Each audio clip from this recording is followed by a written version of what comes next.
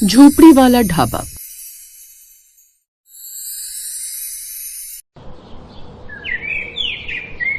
काशीपुर के जंगल से होते हुए एक सड़क गुजरती थी जो कि शहर से जाकर मिलती थी। उन जंगलों के इसी वीरानों के बीचों बीच एक फूस से बनी झोपड़ी खड़ी थी, जहां बाहर एक पुराना बोर्ड लटका था और उस पर लिखा हुआ था झोपड़ी वाला ढाबा।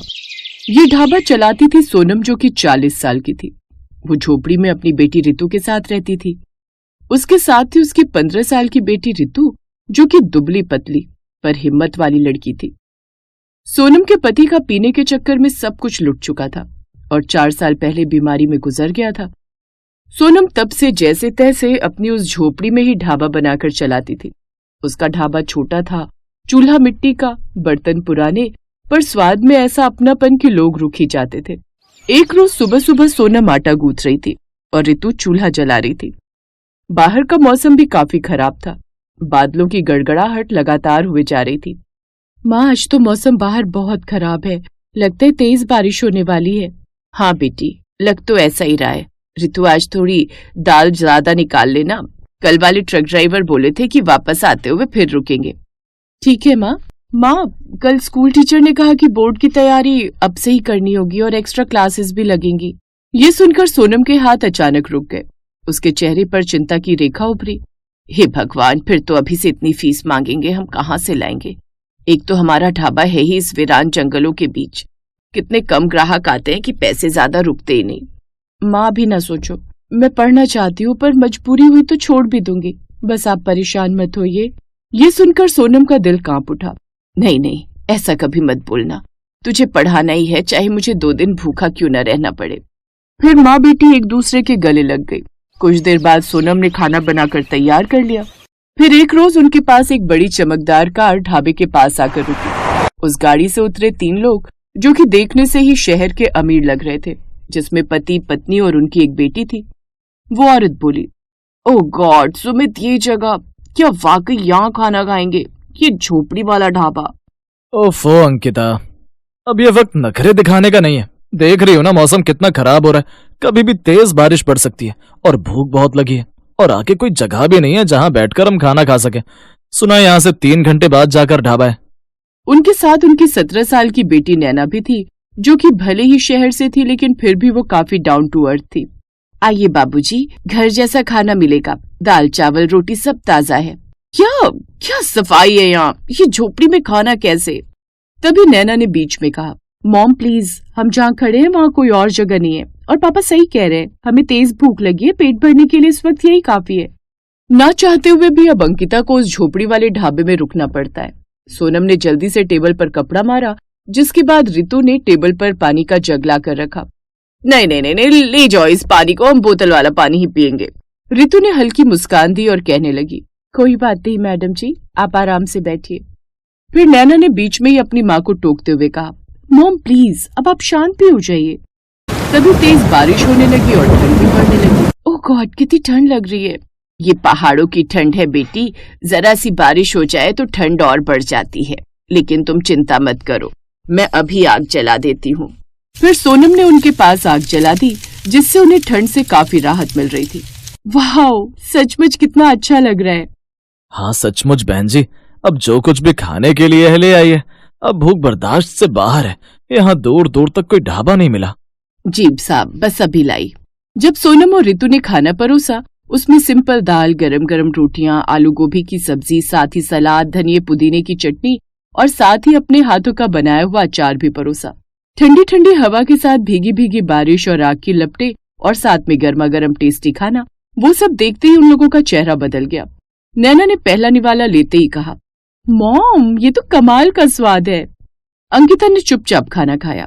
इतना स्वाद इतने सिंपल खाने में कैसे? प्यार से बनाती हूँ मैडम जी, केवल ये ढाबा ही मेरा सहारा है जिससे मैं अपनी बेटी और अपना पेट पालती हूँ। अंकिता पहली बार सोनम को पिघलते दिल से देख रही थी। खाना खत्म होने के बाद नैना रितु से बातें करने लगी। तुम स्कूल जाती हो? हाँ, पर शायद आगे न जा पाऊँ, फीस देना मुश्किल हो रहा है। क्यों? आंटी तो इतनी मेहनत करती है। हाँ, पर ढाबे से उतना नहीं मिलता ना, फिर भी माँ मुझे पढ़ाना चाहती हैं। अंकिता ये बातें चुपचाप सुन रही थी। वो धीरे से बोली, तुम्हारे पापा नहीं हैं? अब सोनम की आवाज भारी हो गई। वो अब नहीं है मैडम जी। शराब ने घर भी तोड़ा, सेहत भी। उसके बाद हम दोनों ही रह गए। ये सुनकर अंकिता की आंखें नम पड़ गई। उसने कभी संघर्ष को इतने करीब से नहीं देखा था। वो ये सब बातें कर ही रहे थे कि तभी अचानक 2 बाइक आकर रुकी, जिसमें से 3 गुंडे उतरकर ढाबे के अंदर घुसे। सोनम, इस महीने का 2000 निकाल। भैया इस बार थोड़ा सा समय दे दो, अभी ढाबा चला नहीं। बहाने मत बना, पैसा दे वरना ढाबा उखाड़ देंगे। ये क्या बदतमीजी है? अरे मैडम, बीच में मत बोलो, ये इलाका हमारा है। मैं भी पुलिस को बुलाता हूँ। फोन नीचे रख वरना हड्डियां तोड़ देंगे। तभी नैना अचानक आगे आई और जोर से बोली, अगर हाथ लगाए ना आंटी को तो तुम्हारा वीडियो पूरे इंटरनेट पर डाल दूंगी। ये देखो, मैंने रिकॉर्डिंग चालू कर दी है, तुम सब लाइव हो। अगर हम में से किसी को भी कुछ हुआ ना तो तुम लोग बचोगे नहीं। तुम्हारे चेहरे पूरे देश के सामने आ गए। एंड तुम्हारी जानकारी के लिए तुम्हें बता दूं कि मेरे दादाजी पुलिस कमिश्नर है। ये सुनकर गुंडे हक्के बक्के रह गए। अब सुमित और अंकिता भी रिकॉर्डिंग करने लगे। ये देख गुंडे भाग खड़े हुए। सोनम बैठ गई और रोने लगी। मैं अपनी बेटी को पढ़ाना चाहती हूँ मैडम, बस यही एक सपना है मेरा, पर किस्मत हर बार हमें दबा देती है, हर बार। माँ, मेरे लिए तुमसे बढ़कर कुछ नहीं है माँ, तुम मेरे लिए परेशान मत हो। सोनम जी, अब कोई गुंडा आपको छुएगा भी नहीं। मैं अभी पुलिस में शिकायत डालता हूँ। सुमित ने पुलिस में उन गुंडों के खिलाफ शिकायत दर्ज करवा दी और उनकी फोटो भी शेयर कर दी। ठीक है बेटा, उनके खिलाफ शिकायत दर्ज हो गई है। खैर, तुम आज जहाँ हो वहीं रुको। काशीपुर से आने वाली रोड आगे खराब मौसम के चलते बंद कर दी गई है। बेकार ही रास्ते में फंसे रहोगे। ठीक है पिताजी। ऐसा कहकर सुमित फोन रख देता है। क्या हुआ सुमित? आज हम यहीं रुक जाते हैं। पापा कह रहे हैं कि आगे रास्ता बंद कर रखा है, इसीलिए हमें आज यहीं रहना होगा। क्या? कोई बात नहीं मैडम जी, आज रात आप सब यहीं रुक जाइए। इसके बाद उस सारी रात भारी बारिश होती रही। सोनम उन सबके लिए उस रात साग और मक्के की रोटी बनाती है। उस छोटी सी कच्ची झोपड़ी में चूल्हे की आग के आगे बैठकर सोनम और रितु उन सबके लिए खाना बनाती हैं। जिसके बाद रात को सबको खाना खिलाने के बाद वो सब काफी देर तक बातें करते हैं। रितु और नैना भी अच्छी सहेलियां बन जाती हैं। फिर सोनम और रितु तीनों को खाट बिछाकर उस पर सुला देती है, जबकि दोनों माँ बेटी जमीन पर चटाई बिछाकर सो जाती हैं। इसके बाद अगली सुबह उसने नाश्ते में सबके लिए आलू के पराठे बनाए। Wow, it's so yummy. सच में सोनम, तुम्हारे हाथों में तो कमाल का जादू है। क्या टेस्टी खाना बनाती हो तुम। फिर जाने के वक्त अंकिता ने पर्स निकाला और उसे ढेर सारे पैसे देने लगी। मैडम, इतना थोड़ी लूंगी, जितना खाना हुआ बस उतना ही लूंगी। तुमने कल हमारी बहुत मदद की है। आप हमारे मेहमान थे और उसके लिए मैं पैसे नहीं लूंगी। सोनम, तुमने हमारी मदद की और अब हम भी तुम्हारी मदद करना चाहते हैं। रितु बेटी की स्कूल पढ़ाई का पूरा खर्चा उठाना चाहते हैं, फीस, किताबें, सब।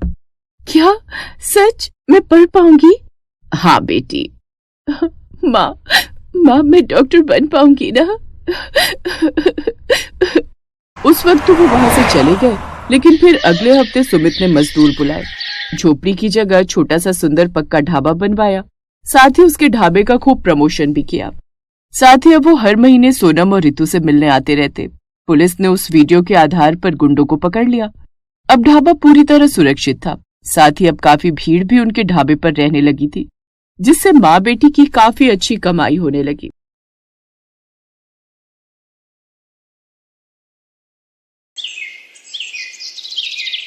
भरतपुर नाम के गांव में मनीष अपनी पत्नी रेखा और 2 बच्चों बंटू और चिंकी के साथ रहता था। मनीष अपना एक छोटा सा ढाबा चलाता था। मनीष बड़ा ही लजीज खाना बनाकर बेचता था, जिससे उसका ढाबा ठीक ठाक चलता था। वाह यार मनीष, क्या लाजवाब खाना है। तुझे पता है, इतना स्वादिष्ट पालक पनीर मेरी माँ भी बनाया करती थी यार। सच में मनीष भाई, मजा आ रहा है। उसके ढाबे पर उसके गांव के और आसपास के गांव के लोग खाना खाने आते रहते थे। लेकिन अब जुलाई का महीना शुरू हो चुका था। उसका ढाबा कच्चा बना हुआ था, जिस कारण बरसात के समय में वहां पानी टपकना शुरू हो जाता था और इसलिए बरसात में उसका धंधा मंदा पड़ जाता था। उसके ढाबे पर कम ग्राहक आने लगते हैं। बाहर बारिश जोरों पर थी। हे भगवान, पिछले 2 हफ्ते से बहुत ही कम ग्राहक आए हैं ढाबे पर। अगर ऐसे ही चलता रहा तो कैसे काम चलेगा। कहीं ऐसा ना हो कि फिर मुझे अपना ढाबा बंद करना पड़े। आप चिंता मत कीजिए जी, ऊपर वाला सब ठीक कर देगा। बारिश में लोगों को आने में थोड़ी दिक्कत तो होती ही है, ऊपर से ढाबे में पानी भी टपकता है, शायद इसलिए। अच्छा चलिए, आज मैं भी आपके साथ चलती हूँ ढाबे पर। वो दोनों ढाबे पर चले जाते हैं। उस रोज भी खाना बनाते हैं, लेकिन उस रोज भी बारिश के चलते कोई नहीं आता। लगता है आज भी ये सारा गरीबों में बांटना पड़ेगा। कोई ग्राहक नहीं आया। उस रोज भी वो सारा खाना गरीबों में बांट आते हैं। ऐसे ही दिन बीतते हैं। एक रोज आधी रात के समय गांव में तेज तूफान आता है और जोरों से बिजली कड़कती है और वो बिजली उसके ढाबे पर आकर गिरती है, जिससे उसका ढाबा जल जाता है। ये क्या हो गया रेखा? अब मैं क्या करूंगा? मेरी तो रोजी रोटी ही छिन गई। मेरी भी कुछ समझ में नहीं आ रहा जी, लेकिन आप ज्यादा टेंशन मत लीजिए, नहीं तो आपका बीपी बढ़ जाएगा। दिन पर दिन बारिश बढ़ती जा रही थी और मनीष उसी बारिश में काम ढूंढने निकलता है, लेकिन उसे कहीं भी काम नहीं मिलता। उल्टा सारा दिन बारिश में भीगने के कारण उसे सर्दी लग जाती है। अब जैसे तैसे वो अपने दिन काट रहे थे। फिर एक रोज रेखा का मुंह बोला भाई माधव उनके घर आता है। अरे जीजा जी, इतनी बारिश में रोज रोज काम ढूंढने निकलते हो, बेकार में परेशान होते हो। इससे तो अच्छा ये होगा कि आप मेरे साथ चलो और मेरी दुकान पर काम करो। वैसे भी मेरा आदमी अपने गांव गया हुआ है और मैं आपको महीने के आखिर में तनख्वाह दे दिया करूंगा। क्यों दे दी? ठीक कहा ना मैंने? हाँ, माधव बिल्कुल ठीक कह रहे जी। वैसे भी अपने पास और कोई काम तो है नहीं अब, तब तक यही काम कर लो आप। अच्छा ठीक है माधव, तुम कहते हो तो मैं यही कर लेता हूँ। वैसे भी घर खर्च तो चलाना ही है ना। अब मनीष माधव की दुकान पर काम करने लगता है। वो बिना एक मिनट भी आराम किए सारा दिन मेहनत करता, अनाज की बोरियों को ट्रकों से उतारता और दुकान के अंदर का सारा काम संभालता। लेकिन जैसे ही महीना पूरा होने को आता है, तभी तनख्वाह देने के नाम पर वो टाल मटोली करने लगता है। तनख्वाह? कैसी तनख्वाह जीजा जी? ये तुम कैसी बातें कर रहे हो माधव? तुम्ही ने तो उस रोज रेखा के सामने कहा था कि महीने के आखिर में तुम मुझे तनख्वाह दोगे। नहीं नहीं, ऐसा कुछ नहीं है। आपको काम की जरूरत थी, मैं जानता हूँ, लेकिन मैं आपको यहाँ पर काम करने नहीं, मदद करने के लिए बुलाता था। और मदद करने के लिए भी कोई पैसे लेता है क्या? ये तुमने मेरे साथ ठीक नहीं किया माधव, मैं तुम्हें देख लूंगा। अरे जाओ जाओ, बड़े आए मुझे सबक सिखाने वाले। मनीष दुखी मन से घर आ जाता है। आ गए आप? आज तो महीने का आखिर है, आज तो आपको तनख्वाह भी मिल गई होगी। तो पापा फिर तो आप कल ही मेरे स्कूल की फीस भर दीजिए। आपको पता है मेरी टीचर मुझे रोज रोज फीस के लिए टोकती है। ये सुनते ही मनीष की आंखों में आंसू आ जाते हैं। मेरा नसीब न जाने कैसा है रेखा, जो मेरे साथ कुछ भी अच्छा नहीं हो रहा। आप रो क्यों रहे हैं? ठीक से बताइए ना क्या बात है। फिर मनीष उसे सारी बात बताता है। हे राम, वो इतना बड़ा मक्कार निकलेगा मैंने कभी नहीं सोचा था। छी, उसे तो भाई कहते हुए भी शर्म आ रही है मुझे। फिर कुछ दिनों तक जैसे तैसे वो दूसरी जगह नौकरी की तलाश में जाता है। तब जाकर उसे एक बड़ी कोठी में ड्राइवर की नौकरी का काम मिल जाता है, जहां उसे महीने के 10,000 रुपए तनख्वाह के रूप में मिलते हैं। लेकिन उससे वो ड्राइवरी के अलावा अपने घर के काम भी लेते और इसी के सहारे अपना घर खर्च चलाता है। ऐसे ही एक शाम जब मनीष काम से घर लौट रहा होता है, तभी उसकी नजर सड़क किनारे गिरे हुए बच्चे पर जाती है, जो कि लगातार मदद की गुहार लगा रहा था। कोई मेरी मदद करो। ये तो किसी बच्चे की आवाज आ रही है। मनीष जल्दी से उसे पास के डॉक्टर के पास ले जाता है और उसका इलाज करवाता है। एक जमींदार का बेटा होने के बावजूद भी किसी ने मेरी जान नहीं बचाई, क्योंकि शायद कोई भी रोड एक्सीडेंट के लफड़े में नहीं पड़ना चाहता। लेकिन आपने बिना कुछ सोचे समझे मेरी जान बचाई। आपका बहुत बहुत धन्यवाद मनीष काका। अरे इसमें धन्यवाद कैसा? तेरी जगह अगर मेरा बेटा होता तो क्या मैं उसकी जान नहीं बचाता? उधर जैसे ये बात जमींदार को पता चली, वो दौड़ा दौड़ा आया और उसने वीरेन को गले से लगा लिया। तेरा बहुत बहुत शुक्रिया मनीष। अगर आज तू ना होता तो पता नहीं मेरे बेटे का क्या होता। ये ले मनीष, इसे मेरी तरफ से इनाम समझ कर रख ले। ये आप क्या कह रहे हैं जमींदार साहब? मुझे इन पैसों की कोई जरूरत नहीं है। रख लो मनीष, तुमने मेरे जान से प्यारे बेटे को बचाया है, तो उसके आगे तो ये सब कुछ भी नहीं है। मनीष जब घर आकर देखता है तो वो पूरे 5 लाख रुपए होते हैं। ये देख वो बहुत खुश होता है। अब वो जल्द ही सड़क किनारे अपनी जमीन पर खुद का पक्का ढाबा खोल लेता है। सड़क किनारे होने से अब उसकी और भी ज्यादा कमाई होने लगती है। अब बरसात में न तो उसके ढाबे की छत टपकती और न ही ग्राहकों की कमी होती, क्योंकि गाड़ियों में घूमने निकले लोग उसके ढाबे पर ही अपनी गाड़ी रोकते और लजीज लजीज खाना खाकर बारिश के मजे लेते। अब मनीष अपनी पत्नी और बच्चों के साथ खुशी खुशी रहता। Thanks for watching.